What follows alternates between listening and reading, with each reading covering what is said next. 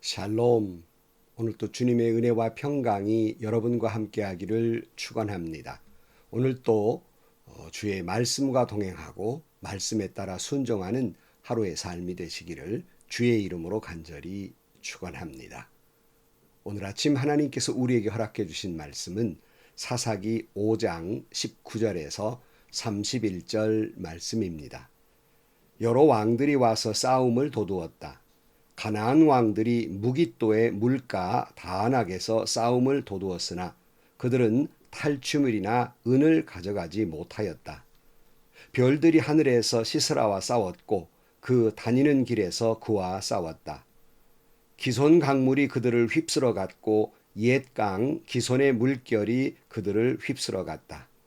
나의 영혼아 너는 힘차게 진군하여라. 그때의 말발굽 소리가 요란하였다. 군마가 달리는 소리, 그 달리는 말발굽 소리가 요란하였다. 메로스를 저주하여라. 주님의 천사가 말하였다. 그 안에 사는 주민들을 저주하고 저주하여라. 그들은 주님을 도우러 나오지 않았다. 주님을 돕지 않았다. 적의 용사들과 싸우러 나오지 않았다. 겐사람 헤벨의 아내 야엘은 어느 여인보다 더 복을 받을 것이다. 장막에 사는 어떤 여인보다도 더 복을 받을 것이다. 시스라가 물을 달라고 할 때에 야엘은 우유 곧 엉긴 우유를 귀한 그릇에 담아주었다. 왼손에는 장막 말뚝을 쥐고 오른손에는 대장장이의 망치를 쥐고 시스라를 쳐서 머리를 깨부수고 관자놀이를 꿰뚫어 버렸다. 시스라는 그의 발 앞에 꼬꾸라져서 쓰러진 채 누웠다. 그의 발 앞에 꼬꾸라지며 쓰러졌다. 꼬꾸라진 바로 그 자리에서 쓰러져서 죽고 말았다. 시스라의 어머니가 창문을 내다보며 창살 틈으로 내다보며 울부짖었다. 그의 병거가 왜 이렇게 더디 오는가? 그의 병거가 왜 이렇게 더디 오는가?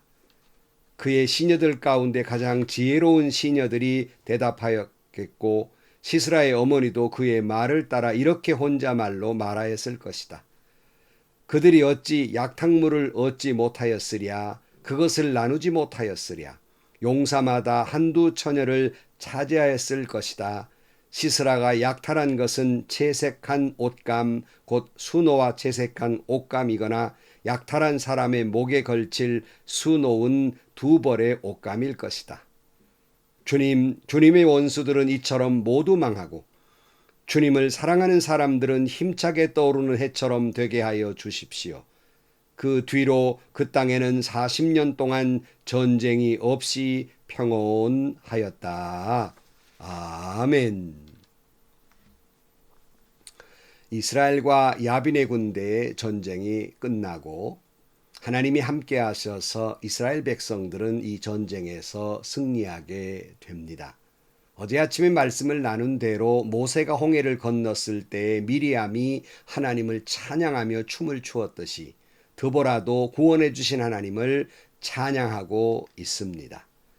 계속 그 찬양이 계속되는데요. 오늘 본문 19절에서 22절 말씀에 보면 전쟁의 이야기가 나옵니다. 가나안 10왕이 싸울 때 무깃도 물가 다안악에서 싸웠으나 은을 탈취하지 못하였다고 했습니다. 은은 전리품을 상징합니다. 그들은 기대했던 전리품을 얻을 수 없었습니다. 19절 말씀에 여러 왕들이 와서 싸움을 도두었다.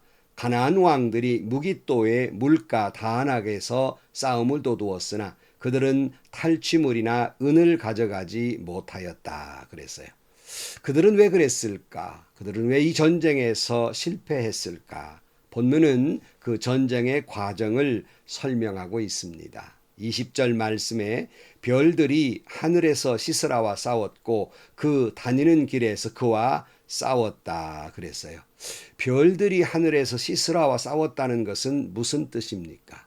하나님께서 온 우주 만물을 운행하시고 별들을 운행하셔서 또 모든 그 기운을 운행하셔서 바람과 벼락, 폭풍우, 우레로 말미암아서 원수들이 진멸되었다고 하는 것을 말하고 있습니다. 다시 말하면 하나님이 싸우셨다는 것입니다. 재미있는 것은 여기 별의 이야기가 나오는데요. 가나안 사람들이 믿는 신 가운데 별이 있습니다. 이들은 생각하기를 별이 비를 내린다고 생각을 했고 이것을 믿고 섬겼습니다. 그런데 그 별이 폭우를 내렸다는 것이죠. 마치 이것은 하나님이 애굽과 싸울 때 그들이 신성시했던 나일강을 통해서 그들을 멸망시켰던 것처럼 곤경에 빠뜨리게 된 것입니다. 인간이 하나님을 떠나 세상으로 나아가 사랑하는 것들, 또 따라가는 것들, 질투하는 하나님께서 오히려 그들이 그처럼 좋아했고 따라갔고 섬겼던 것을 통하여 인생은 파멸되고 이것 때문에 도리어 이들은 실망시킨다는 사실을 볼 수 있습니다. 오늘 21절 말씀, 기손 강물이 그들을 휩쓸어 갔고 옛강 기손의 물결이 그들을 휩쓸어 갔다. 나의 영혼아 너는 힘차게 진군하여라 그랬어요. 설명은 이미 했습니다만 이 기손강은 원래 그 겨울철 우기가 오기 전까지는 건천이에요. 다시 말하면 강은 강인데 모양만 있고 물이 없는 메마른 땅이었다는 말입니다. 그런데 이 연합군이 기손강에 진을 치게 됐는데 여러분 병거가 900승이라고 그랬잖아요. 마자가. 근데 갑자기 폭우가 내리고 급류가 흐르더니 이 철병거들이 무용지물이 되지요. 특별히 기손강이 이제 뻘처럼 되어버리니까 이 철병거들이 그 바퀴가 이 진흙탕에 빠지게 되고 간신히 병사들은 못만 끄집어내서 도망을 나왔는데 헤엄쳐서 다볼산으로 올라가면 이스라엘 군들이 기다렸다가 칼로 쳐서 죽이게 됩니다. 28절 시스라 장군의 어머니가 창문을 바라보며 부르짖기를 시스라의 어머니가 창문을 내다보며 창살 틈으로 내다보며 울부짖었다. 그의 병거가 왜 이렇게 더디 오는가? 그의 병거가 왜 이처럼 늦게 오는가? 그의 시녀들 가운데 가장 지혜로운 시녀들이 대답하였겠고 시스라의 어머니도 그 말을 따라 이렇게 혼자말로 말하였을 것이다. 그들이 어찌 약탕물을 얻지 못하였으랴 그것을 나누지 못하였으랴 용사마다 한두 처녀를 차지했을 것이다. 시스라가 약탈한 것은 채색한 옷감 곧 수노와 채색한 옷감이거나 약탈한 사람의 목에 걸칠 수놓은 두 벌의 옷감일 것이다. 여기 보면 자식을 전쟁터에 보낸 어머니의 심정을 알 수 있습니다. 자식이 늦게 오니까 전쟁 간 자식이 안 오니까 얼마나 불안했겠습니까? 이때 시녀들이 위로를 합니다. 아마 전리품이 너무 많이 와서 늦게 올 것입니다. 시스라 장군은 당연히 승리할 것이고 뭐 처녀 한둘은 데리고 올 것입니다. 그랬어요. 이 당시에 전쟁에서 이기면 그저 병사들이 처녀를 빼앗아 오는 풍습이 있었기 때문입니다. 그러나 그런 시스라의 어머니와 시녀들의 기대에도 져버리고 시스라도 죽고 군인들도 다 죽고 말았습니다. 여러분, 하나님이 허락하시지 않으면 인간의 기대와 꿈은 물거품이 될 것입니다. 하나님이 허락하셔야 우리의 기대와 꿈과 이 모든 것들을 비전을 이룰 수가 있는 겁니다. 하나님께서 함께 하시는 이스라엘 군대를 어찌 시스라가 감히 해칠 수가 있었겠습니까? 누가 우리를 대적할 수가 있겠습니까? 우리를 위하여 죽으시고 다시 살아나셔서 지금 하나님 보좌 우편에 계신 주님이 우리를 위하여 간구하시는데 감히 누가 그 하나님의 사랑, 그 그리스도의 사랑에서 우리를 끊을 수 있겠습니까? 그러므로 우리가 우리를 사랑하시는 이로 말미암아 모든 일에 넉넉히 이길 수 있다고 사도 바울이 로마서 8장 37절 이하의 말씀에 보면 그러나 우리는 이 모든 일에 우리를 사랑하여 주신 그분을 힘입어 이기고도 남습니다. 그랬어요. 그 앞에 보면 31절에 그러면 이런 일을 두고 우리가 무엇이라고 말할 수 있겠습니까? 하나님이 우리 편이시면 누가 우리를 대적하겠습니까? 35절 누가 우리를 그리스도의 사랑에서 끊을 수 있겠습니까? 환난입니까? 곤고입니까? 박해입니까? 굶주림입니까? 헐벗음입니까? 위협입니까? 또는 칼입니까? 아멘, 아멘입니다. 하나님이 우리를 위하시면 하나님이 우리를 사랑하시는데 누가 우리를 이길 수 있겠습니까? 누가 우리를 해칠 수 있겠습니까? 우리는 넉넉히 이기고도 남음이 있을 것입니다. 역대하 20장 15절 말씀에 그가 이렇게 말하였다. 온 유다와 예루살렘에 사는 사람들과 여호사밧 임금들은 들으시기 바랍니다. 주님께서 여러분에게 말씀하십니다. 적군이 아무리 많다 하여도 너희들은 두려워하거나 겁내지 말아라. 이 전쟁은 너희의 것이 아니라 나 하나님이 맡아 하는 것이다. 잘 아는 말씀이죠. 전쟁은 하나님께 속한 것입니다. 온 우주 만물의 운행은 하나님께 속한 것입니다. 이 말은 지금도 유효합니다. 이 말씀을 믿고 순종하는 자는 이것이 사실임을 체험하게 될 것입니다. 출애굽 14장 13절 말씀, 모세가 백성에게 대답하였다. 두려워하지 마십시오. 당신들은 가만히 서서 주님께서 오늘 당신들을 어떻게 구원하시는지 지켜보기만 하십시오. 당신들이 오늘 보는 이 이집트 사람을 다시는 볼 수 없을 것입니다. 그저 우리는 나를 사랑해 주신 하나님이 어떻게 역사하시는지 가만히 지켜보면 이를 믿는 자는 분명히 알게 되고 깨닫게 되고 체험하게 될 것입니다. 우리는 이 말씀을 믿고 하나님을 의지해야 합니다.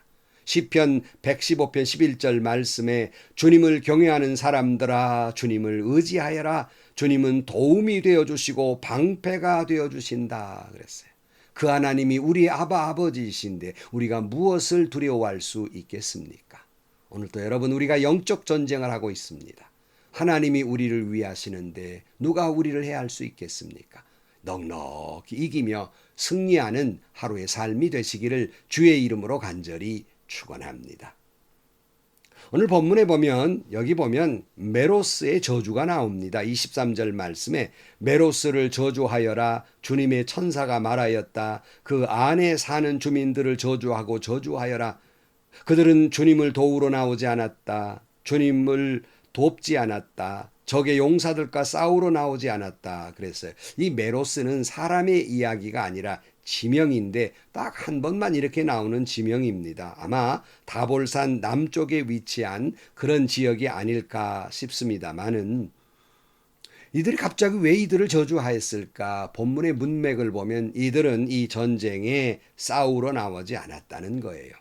이들의 죄는 아무것도 하지 않았다는 데서 죄가 있는 겁니다. 하나님의 역사에 동참하지 아니하고 구경만 했다는 것입니다. 기회주의자였다는 것이죠. 물론 하나님은 이스라엘 백성은 이 메로스의 사람들 없이도 넉넉히 이기고도 남았습니다. 그러나 아무것도 하지 않은 것은 죄라는 것입니다. 2차 세계대전 때 이야기입니다. 이 나치스에 저항했던 레지스탕스 가운데 몇 사람이 붙잡혀서 이제 수송이 되어 가는데 한 사람이 원망을 하며 울부짖습니다. 나는 아무 짓도 않았습니다. 나는 레지스탕스가 아닙니다. 나는 죄가 없습니다. 그랬어요. 그랬더니 옆에 있던 한 사람이 이렇게 말했다고 해요. 당신의 죄는 조국을 위해서 아무것도 하지 않았다는 데 있습니다. 그랬어요. 여러분, 아무것도 하지 않으면 그 죄가 아닙니까? 어떤 이들은 말합니다. 평화를 위해서 말하지 않았습니다. 굉장히 의로운 것 같지만 여러분, 옳지 않은 일에 침묵하는 것은 방조죄가 있고 오히려 이것은 협력하는 것과 같다는 사실을 깨달아야 합니다. 또 믿음이 있다는 사람은 이렇게 말합니다. 다 우리가 나서지 않아도 하나님이 다 알아서 하실 것입니다. 그렇다면 여러분, 숨은 왜 쉽니까? 하나님이 숨 쉬어주게 내버려 두시지. 내가 할 일은 내가 해야 하는 것이에요. 내 목의 위치에서 내가 해야 할 것은 내가 해야 하는데 아무것도 하지 않는 것, 메로스는 그래서 저주를 받습니다. 그러나 반대로 24절에 보면 겐사람 헤벨의 아내 야엘은 어느 여인보다 더 복을 받을 것이다. 장막에 사는 어떤 여인보다도 더 복을 받을 것이다. 그랬어요. 앞에 메로스와 대비되지요. 아무것도 하지 않은 메로스가 죄라면 헤벨의 아내 야엘은 비록 여인의 몸이었지만 그리고 남편과 평소에 친하게 지냈던 시스라를 용감하게 죽입니다. 끔찍하지요. 하지만 적어도 이 여인은 하나님의 역사에 동참한 것입니다. 이 여인이 하나님의 역사에 동참했다는 것은 하나님을 믿고 의지했다는 것입니다. 사실 야엘이 죽였지만 하나님이 그렇게 하신 것이겠지요. 하나님이 그렇게 역사하신 것입니다. 하나님을 의지하고 하나님의 역사에 동참하는 사람은 이처럼 복을 받을 것입니다. 하지만 하나님의 일을 모르쇠 하는 사람은 저주를 받을 것입니다. 그런 거로 우리는 기도하는 가운데 하나님이 나를 위해 무엇을 해줄까 하는 기도가 아니라 내가 하나님을 위하여 무엇을 할 것인가, 하나님의 역사에 어떤 것에 동참할 것인가를 생각하고 그렇게 기도하면 나도 모르는 사이에 하나님의 역사에 동참하게 될 것이고 복을 받게 될 것입니다. 어떤 사람은 그렇게 말해요. 내가 복 받으면 하나님의 일에 이것도 하고 저것도 하겠습니다. 순서가 틀렸습니다. 그렇게 되는 게 아니라 내가 하나님의 역사에 동참하면 복을 받게 될 것입니다. 결론적으로 말씀을 드립니다. 드보라는 찬양을 마치면서 하나님께 이렇게 간구합니다. 31절 주님의 원수들은 이처럼 모두 망하고 주님을 사랑하는 사람들은 힘차게 떠오르는 해처럼 되게 하여 주십시오. 그 뒤로 그 땅에는 40년 동안 전쟁이 없이 평온하였다 그랬어요. 여기 잠언 4장 18절 말씀에도 보면 의인의 길은 동틀 때 햇살 같아서 대낮이 될 때까지 점점 더 빛난다 그랬습니다. 여러분, 하나님의 원수들, 우리의 원수는 망하게 될 것이지만 주님을 사랑하고 주님의 일에 동참하는 사람은 힘차게 떠오르는 태양처럼 그렇게 떠오르게 될 것입니다. 그런 의인들은 동틀 때 태양처럼 그렇게 햇살 같아서 아름답게 떠오르게 될 것입니다.